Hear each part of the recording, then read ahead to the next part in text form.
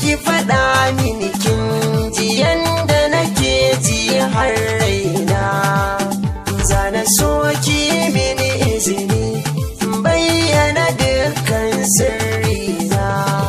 Ni ba ni so ka tsananta yabo ba kai daidai da muradi ba.